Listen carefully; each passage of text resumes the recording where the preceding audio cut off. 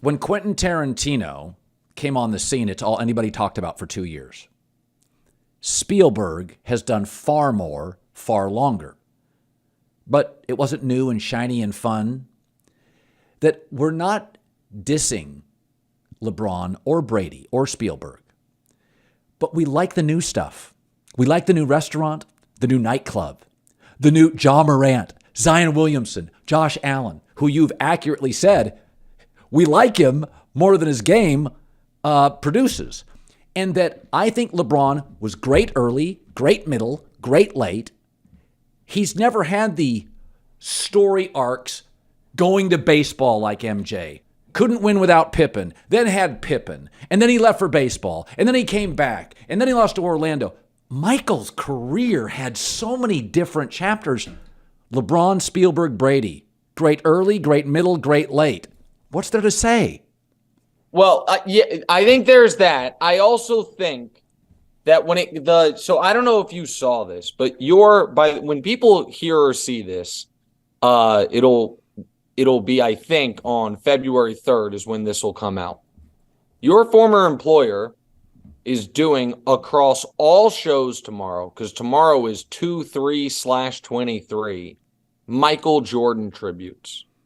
And if I understand the timing on the calendar, but you also can't convince me that's not some editorial decisions by folks who are heavily invested in Michael Jordan remaining the gold standard for everything, that we are going to be potentially a day away from LeBron breaking Kareem's record, and we're going to have wall-to-wall Michael Jordan coverage? I mean, give me a goddamn break. And so there is, I think there has been so much of our sports logic forever has been, I shouldn't say forever, for the last 30 years, has not been based on what is objectively the best, but has been based on what is objectively the most similar to Michael Jordan's arc, that we've perverted so many arguments. Like Tim Duncan was a more successful, more impactful, more winning, more everything than Kobe Bryant. But when you say Tim Duncan was better than Kobe, it breaks some people's brains, because they're not judging who's better. They're judging who reminds you more of Michael Jordan. I'm old enough to remember, as are you, that when Tom Brady, before he got to 7 rings, after the Seattle Super Bowl, when he had 4 rings and then 2 Super Bowl losses, there were people that argued Joe Montana's 4 rings were better than Brady's 4 rings because Montana never lost a Super Bowl, which is objectively idiotic because it just means he didn't get there. But the reason that was the case was because we had already decided that Jordan's 6-0 was better than Kareem's 6-4, which never made any sense. Objectively speaking, that same logic would dictate, by the way, that Patrick Mahomes actually, if he loses in a week, that logic dictates, it was bad for him to have this legendary performance on one leg and beat the Bengals. Would have been better to just lose that game, because losses pre-championship round don't hurt you, but losses in the championship round do. So much of it is about protecting the narrative.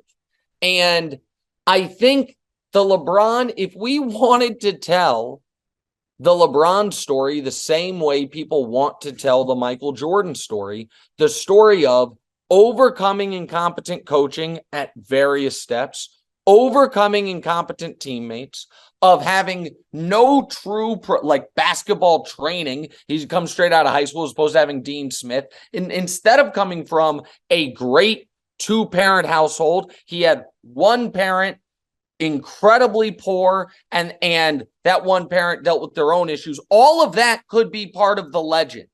But since the guy's been 27, a huge part of the story surrounding him has been discrediting what he's accomplished because people want to protect Jordan.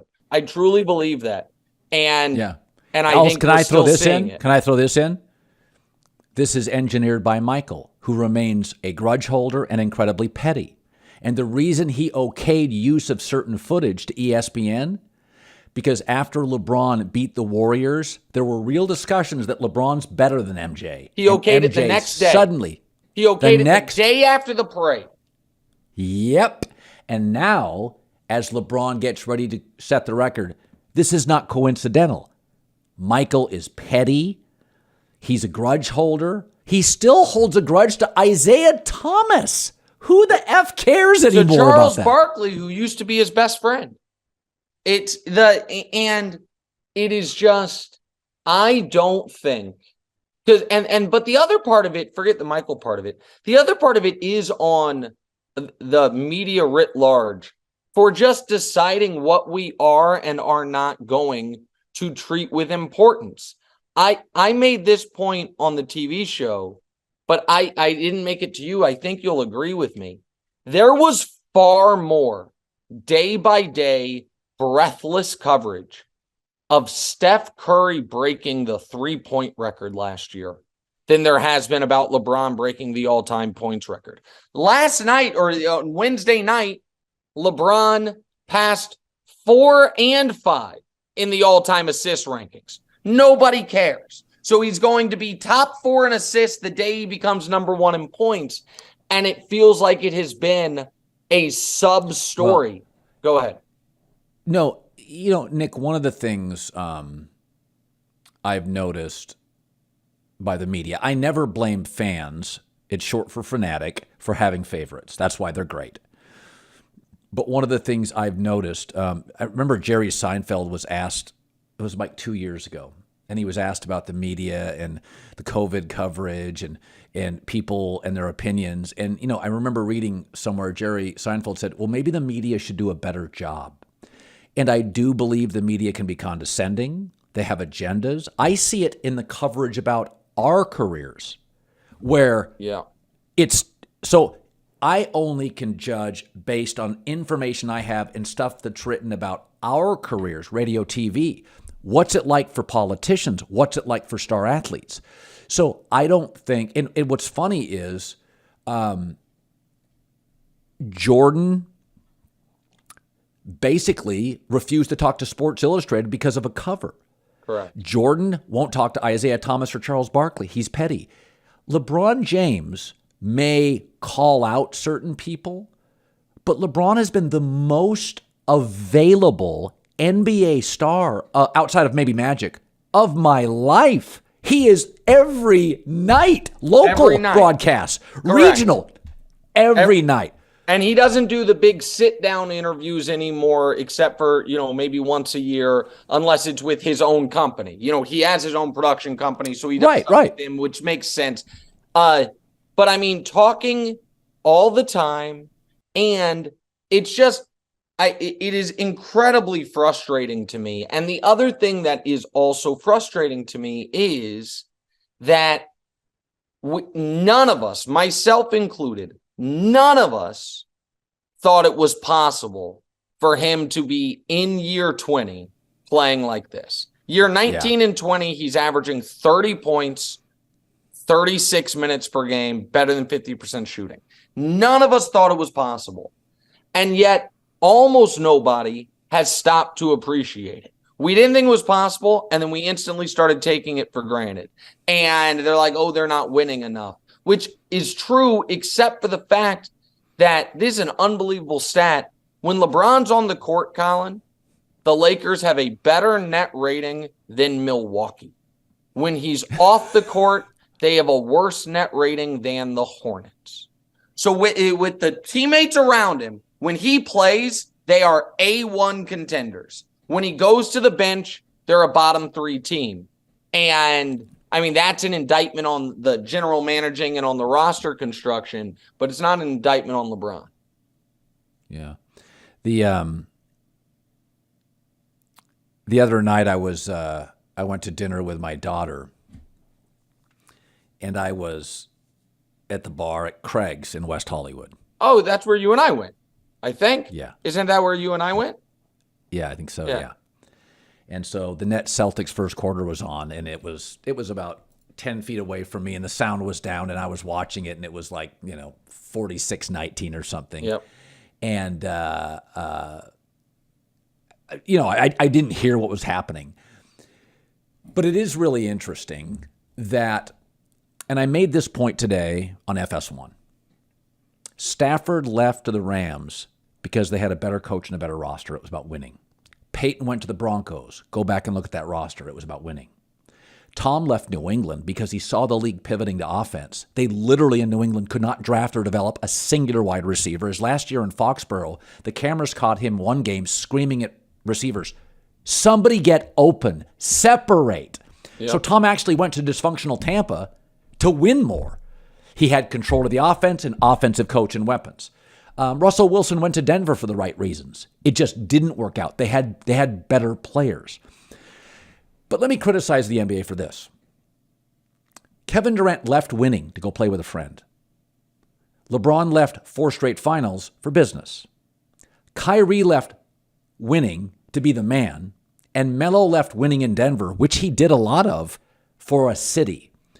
And that one of the reasons I think fans really like the NFL is because the players feel like all they care about is winning, not being the man, not playing with friends. If Mahomes left the Chiefs to the Jets to play with a friend, he would be laughed out of the league. It would be insane because your chances of winning is that when players talk about, KD, you're a casual. I'm like, dude, sometimes you guys treat winning casually. Well, can I push back on that a bit? Sure, please. Okay. So Durant, though, also left Oklahoma City purely for winning and got crushed for it. You didn't. I'll give you credit. You didn't, but in the bigger picture, got crushed for it. LeBron left Cleveland to go to Miami. Yes, with friends. Yes, weather. Yes, all that. But also to win. Went back to Cleveland and won. And yes, going to Los Angeles, there were a lot of side benefits to it, but he believed he could win there, and he did. So, you know what I mean? It's not like LeBron's gone anywhere and not. I think the distinction I would draw is this. I think the true NBA superstars either, sometimes correctly and sometimes incorrectly believe where I go, we will win. So I might as well go to a city I want to be in. I might as well play with my friend because I am going to be the reason that winning happens. Yeah. So I should be able to do it, wherever I want to do it. I also think that I think the NBA has a few significant kind of structural issues that I don't have the immediate fix to. But one of them, if you do want kind of a more spread out stars, and you do want the stars to have less leverage, actually, I do think that one of the problems they have is the capped individual max contracts puts a lot, like teams can't offer more. They're actually not being, I talked to a GM once and I was like, why do you think these teams, kind of kowtow to the certain players sometimes? And he goes, for the true superstars, they're all underpaid. And so you have to pay them in extra stuff, either influence or how you treat them or all these things. Yeah. He goes, if a guy's worth $70 million, if you're paying him $70 million, oddly enough, his argument was you actually have more control because it's like, hey, we paid you your actual market value. We expect to get X, Y, and Z. But when a guy's worth $70 million and you're capped out at paying him 35, and then he's like, I don't want to play him back-to-backs, and I want my buddies to be able to ride on the team flight, these things, it's like, well, damn it, we can only offer you what everyone can offer you, so whoever says yes to it is then going to get, is going to sometimes get the free agency decision. So I actually think, oddly, that individual player cap has caused a lot of these issues because everyone's offering the same amount, and it also makes it to where you can't just say, hold on, I want to offer Giannis $80 million and see if he can turn it down. And if you do that, then There wouldn't be super teams. So I think that's one of the issues, but I don't think that's changing at any point.